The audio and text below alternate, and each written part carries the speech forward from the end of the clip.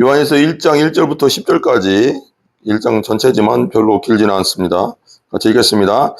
태초부터 있는 생명의 말씀에 관하여는 우리가 들은 바요 눈으로 본 바요 주목하고 우리 손으로 만진 바라.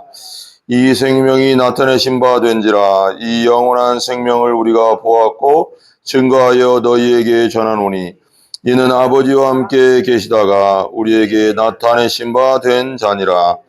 우리가 보고 들은 바를 너희에게도 전함은 너희로 우리와 사귐이 있게 하려 함이니 우리의 사귐은 아버지와 그 아들 예수 그리스도와 함께 함이라. 우리가 이것을 쓰면 우리의 기쁨이 충만케 하려 함이로다. 우리가 저에게서 듣고 너희에게 전하는 소식이 이것이니 곧 하나님은 빛이시라. 그에게는 어둠이 조금도 없으시니라.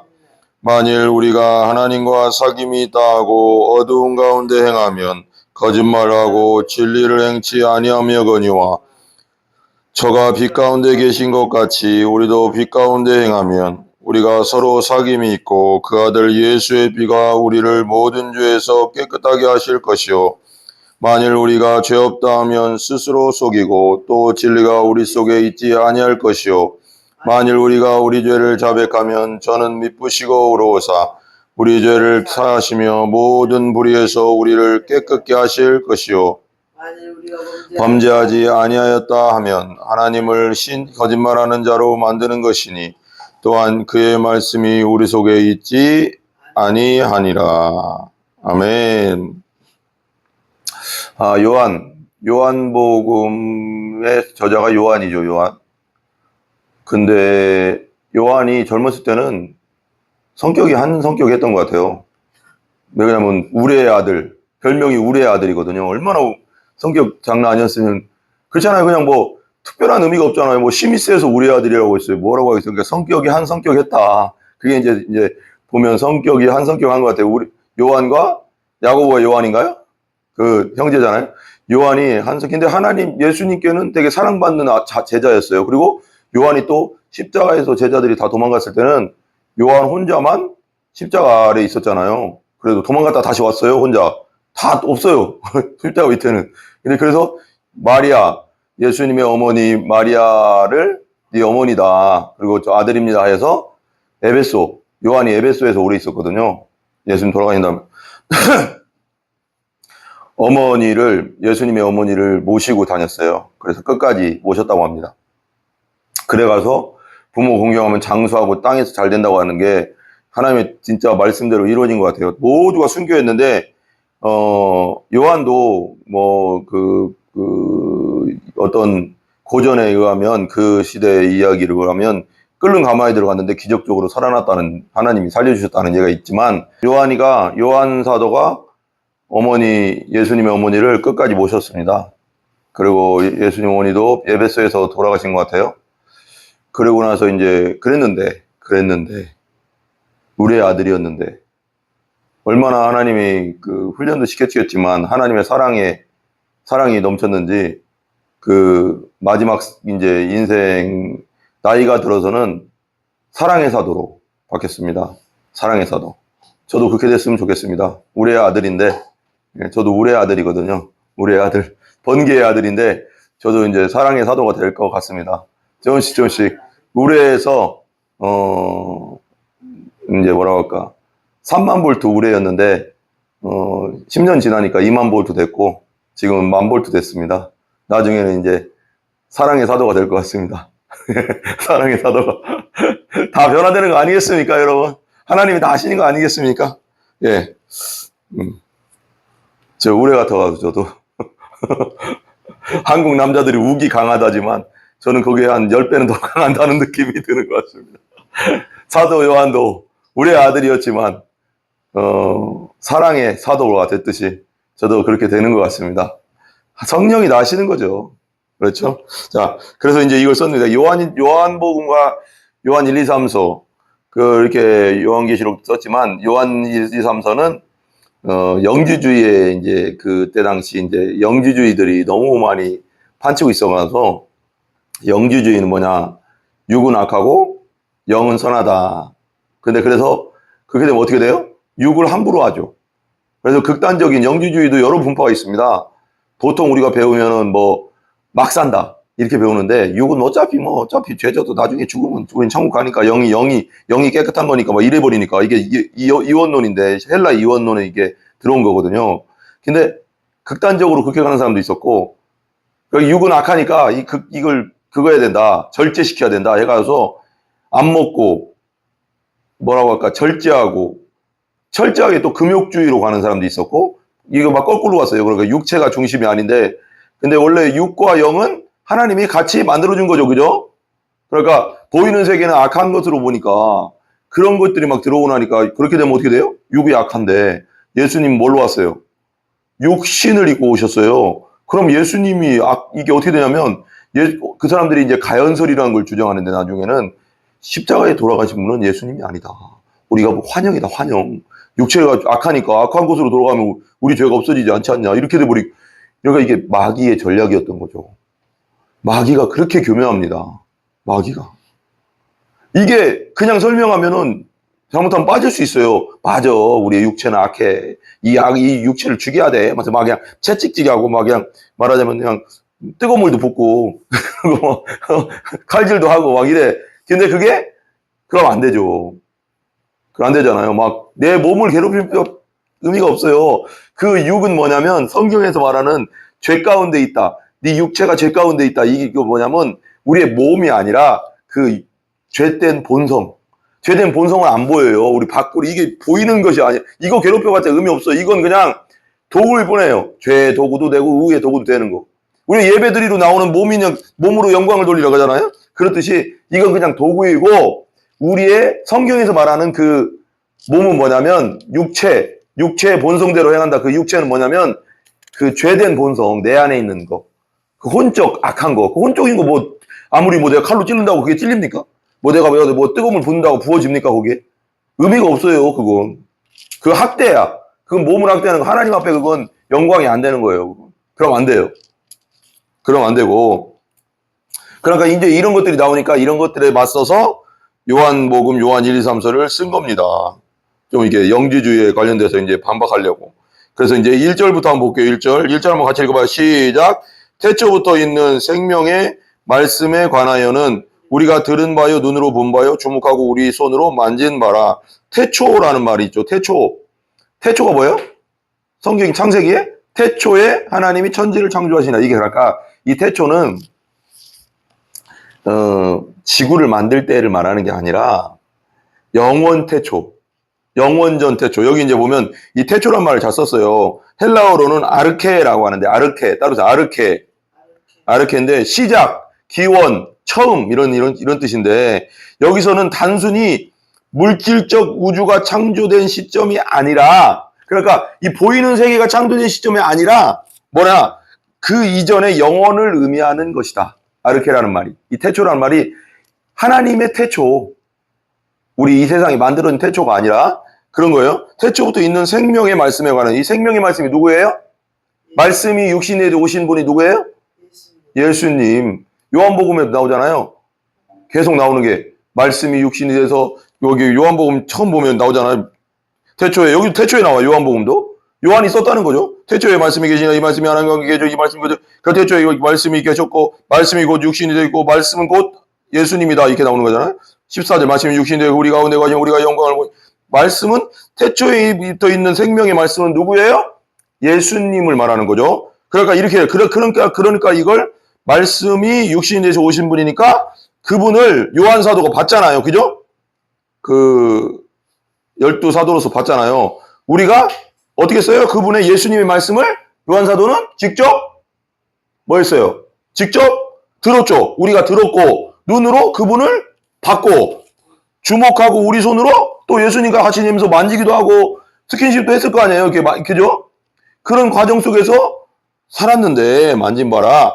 2절 같이 읽어볼게요. 2절 시작. 이 생명이 나타내신 바 된지라. 이 생명이 누구예요? 예수님이 이 땅에 나타났죠. 이 영원한 생명을 우리가 보았고 또 나오네요. 이 영원한 생명 누구? 예수님. 보았고 증거하여 너희에게. 증거는 뭐예요? 봤으니까 증거한 거예요. 그죠? 본 사람만이 증거할 수 있는 거예요. 근데 믿음은 곧 증거예요. 믿음은 보이지 않는 것들의 실상이요. 그 다음에 증거라고 했잖아요. 그죠? 그러니까 봐봐요. 근데 봐봐요. 보았고 증거하여 너희에게 전하노니 이는 아버지와 함께 계시다가 우리에게 나타내신 바 되니라. 태초부터 하나님과 함께 계셨는데 성삼위 하나님 대신 성자 하나님께서 이 땅에 내려오셨습니다. 아기의 모습으로. 3절 같이 읽어봐. 시작. 우리가 보고 들은 바를 너희에게도 전하면 너희로 우리와 사귐이 있게 하려 합니다. 이게 보고 들은 바를 너희에게도 전하면 너희로 우리와 사귐이 있다. 이게 무슨 뜻일까요? 봐봐요. 우리는 죄 가운데 하나님과 사귈 수 있어요, 없어요? 하나님이 우리에게 오고 싶어도 올 수 없고 우리가 하나님께 가고 싶어도 갈 수 없는 게 뭐예요? 뭐 때문에? 하나님과 우리 사이에 큰 구렁텅이가 있어요. 그 뭐예요? 뭐의 구렁텅이? 죄의 구렁텅이. 이 죄 때문에 하나님 우리에게 못 와요. 거룩하신 분이 못 와. 우리도 거룩하신 분께 못 가. 아무리 가고 싶어도. 근데 보고 들은 바를 너희에게 전하면 너희와 우리가 사귐이 있게. 그러니까 예수님을 우리가 너희에게 전하는 것은 뭐라고? 우리가 사귐이 있게 하려고 한다. 그러니까 믿는 자들과 사귐이 있다는 건 뭐예요? 곧 하나님. 우리가 그럼 하나님과 예수님을 통해서 어떻게 되는 거예요? 친밀해진다. 가까워진다. 사귈 수 있는 관계가 되는 거죠. 사귄다는 건 뭐 여기서 또 애매하긴 하지만 친구끼리 사귄다는 건 아니고 이게 가까워진다. 우리가 예수님 안에서 가까워졌다. 우리가 아무리 노력해도 안 되는 걸 예수님이 하셨다. 그리고 믿는 자들끼리는 뭐예요? 한 예수님이 머리고 우리는 뭐예요? 몸. 우리는 하나잖아요? 가족이잖아요? 그죠? 영가족, 영의 영원한 가족. 그죠? 사귐은 여기 나오잖아요. 다시 읽어봐요. 시작. 우리의 사귐은 아버지와 그 아들 예수 그리스도와 함께함이라. 써있죠? 내가 설명한 그대로예요. 그러면 4절 보세요. 시작. 우리가 이것을 쓰면 우리의 기쁨이 충만케 하려 함이라. 이렇게 이 성경을 쓰는 것은 뭘 하기 위해서? 우리의 기쁨이 충만하게, 우리 믿는 사람들이 예수님 안에서 충만한 기쁨을 누리게 하려고 한다. 아멘? 그 다음에 5절. 우리가 저에게서 듣고 너희에게 전하는 소식이 이것이니 곧 하나님은 빛이시라 그에게는 어두움이 조금도 없으시니라 그랬어요. 우리가 저에게 듣고 너희에게 전하는 소식이 이것이니. 누구에게 들었어요? 사도들이? 이 땅에 오신 예수님께 직접 보고 들었죠. 그리고 나서 이것이니 곧 하나님은 뭐라고요? 빛이시라 그에게는 어둠이 조금도 없으시니라. 이게 이 말이 왜 나왔을까요? 아까 내가 영주주의랑 관련돼서 그래요, 이게. 그러니까 하나님은 빛이시라 그에게는 어둠이 조금도. 그러니까 이 요한이 편지를 보내는 곳에 영주주의 이단들이 들어가서 아까 말한 거 있죠? 육은 악하고 영은 선하다. 이래버리니까 마음대로 사는 사람들이 생겼어요. 막 죄지면서. 그러면서 어차피 나는 죽어도 어디가? 천국 가니까 내 영혼이 구원받은 거 내 육체가 구원받은 게 아니잖아. 나는 육은 악하잖아. 막 살아도 상관없어. 이렇게 생각되니까 어떻게 돼요?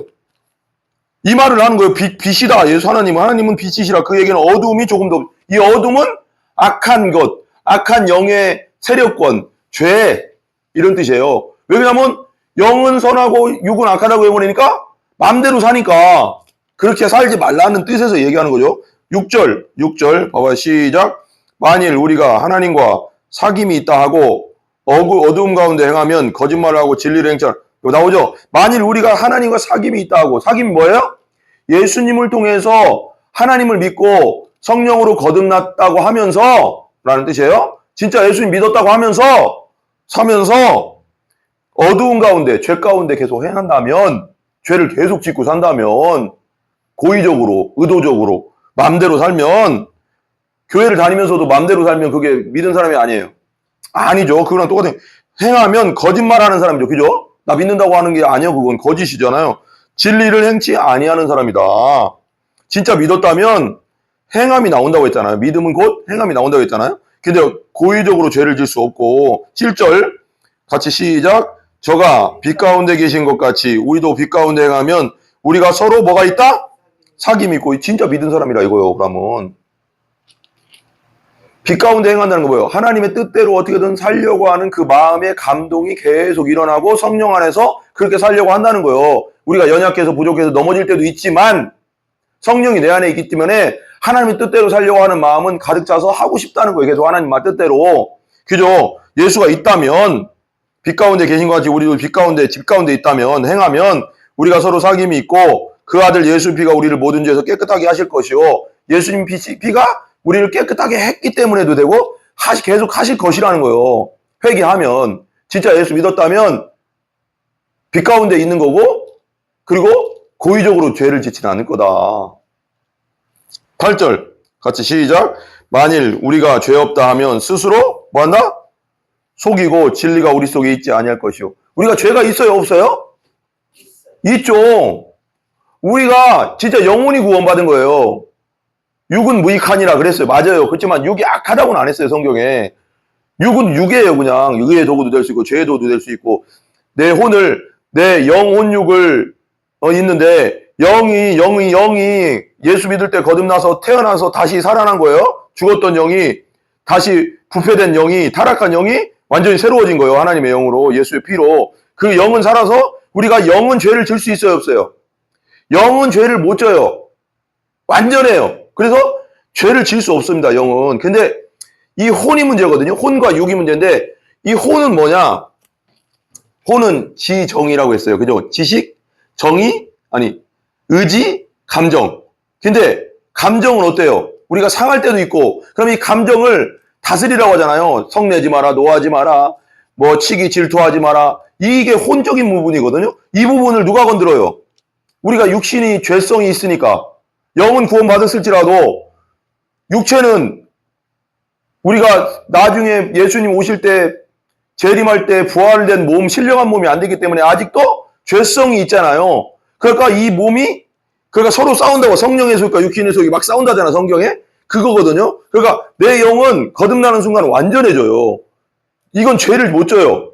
그러니까 성령이 충만해서 이 영 속에 내 안에 성령이 계신단 말이에요. 그러니까 이 성령이 직관적으로 하나님의 명령을 계속 주면 내가 하나님의 뜻대로 혼이 그걸 몸으로 전달하는 거예요. 전달하는데 근데 이 혼 부분을 마귀도 역사할 수 있어요 없어요?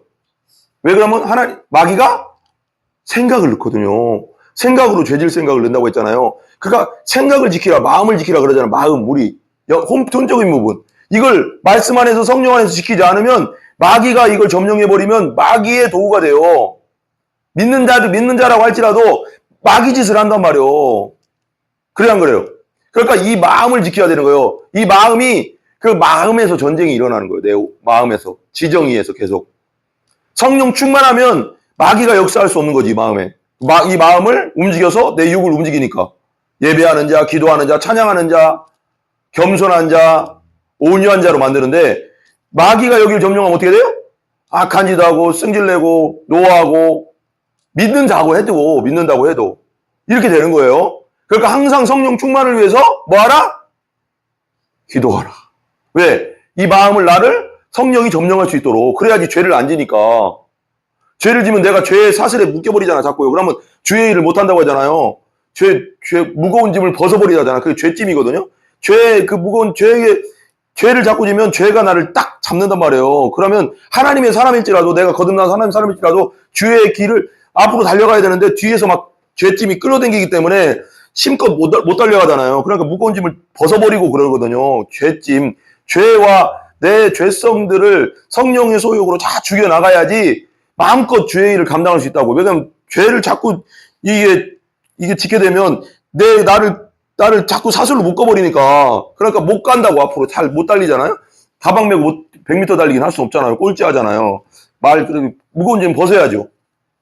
근데 진리가 우리 속에 있지 아니할 것이요. 9절 한번 읽어봐요. 시작. 만일 우리가 죄를 자백하면 혹시라도 연약해서 죄를 졌다고 하면 예수 그리스도 안에서 예수의 보혈 안에서 예수님 내가 이런 죄를 졌습니다 하고 용서를 구하면 자백하면 어떻게 돼요? 미쁘다는 말이 뭘까요? 신실하시고라는 뜻이에요. 신실하시고 페이스풀 신실하시고 믿을만 하시다는 거예요. 미쁘시고 자백이란 말은 스스로 고백한다는 뜻이에요. 죄를 미쁘시고 의로우사 우리 죄를 뭐 하시며? 용서하시고 모든 불의에서 우리를 깨끗해 하실 거예요. 그러니까 회개, 자백은 내가 연약해서 이 영혼육을 가지고 있기 때문에 이 육체를 가지고 이 혼적인 부분이 있기 때문에 죄적인 생각이 들고 죄적인 행동을 할 때가 있어요. 연약 안에서 죄된 말을 할 때가 있고. 그렇지만 그때는 깨달았다면 바로 하나님 앞에 나와서 스스로 고백하는 거야. 하나님 이런 죄를 지었습니다. 죄송합니다. 용서해 주세요 하면 이 하나님께서 미쁘시고 믿을만 하신 이 신실하신 분이, 의로우신 분이 우리 죄를 예수님 안에서 용서해 주시고, 용서해 주실 뿐 아니라 뭐 한다고요? 그 죄를 짓지 않을 수 있도록 계속 도와주신다는 거예요. 모든 불의에서 우리를 뭐 한다? 깨끗하게 하신다. 계속 그 죄를 지켜 놔두지 않는다는 거예요. 자백하고 고백하고 용서를 구하고 계속 그러가면 성령 안에서 하나님이 점점 그 죄를 안 지게 만든다는 거예요. 악한 생각이 계속 든다. 그러면 그 죄에 대해서 계속 회개하고 자백하면 또 그랬네요. 용서해 주세요. 제가 그러려고 한 건 아닙니다. 용서해 주세요 하면 그 죄가 그냥 회개하고 끝나는 것이 아니라 그 죄 안에서 내가 주님 안에서 점점 불의에서 깨끗하게 될 수 있도록 만들어주신다는 거예요. 그러니까 회개와 자백이 그렇게 중요한 거죠. 무슨 말인지 알죠? 그 다음에 10절 끝났어요. 같이 읽어봐요. 시작. 만일 우리가 범죄하지 아니하였다 하면, 우리가 범죄합니까? 안 합니까? 하잖아요. 죄를 범하잖아요. 이 육신이 있어서, 죄성이 있어서 믿는다고 해도 말도 함부로 할 때 있고, 갑자기 승질나면 화도 내고, 거짓말할 때도 있고 있잖아요. 부족해서 음란한 생각도 할 때가 있고. 그렇지만 범죄하지 않았다 하면 하나님을 거짓말하는 자로 뭐한다? 만드는 것이요. 야, 너희들은 죄인이야 그랬는데 나는 죄가 없는데요. 난 죄 안 짓는데요 하면 하나님이 거짓말하는 거잖아요. 잘못하면. 그잖아요? 그러면 안 되잖아요? 우리 죄인인데 거짓말하는 자로 만드는 거예요. 또한 그의 말씀이 우리 속에 있지 않다. 그러니까 내가 예수 믿고 의인이다. 그렇지만 내가 죄성 있는 죄인이라는 것도 인정해야 된다는 거예요. 그래야지 우리 속에 그 말씀이 있는 거야. 그러니까 루터가 그렇게 말했어요. 루터의 말이 정확한 거거든요. 우리는 의인이면서 죄인입니다. 우리는 예수님 안에서는 의인이에요. 그렇지만 죄성이 있어서 또 육신의 죄성 때문에 죄를 질 수밖에 없는 연약한 존재라는 거예요. 그러니까 두 개가 같이 있는 거예요. 근데 우리가 딱 죽는 순간 영혼이 되고 예수님 재림하실 때는 이제 신령한 몸이 되면서 완전히 죄를 안 짓는 몸이 되는 거예요. 아멘? 그날을 고대합시다. 할렐루야! 예, 기도하겠습니다. 하나님 감사합니다.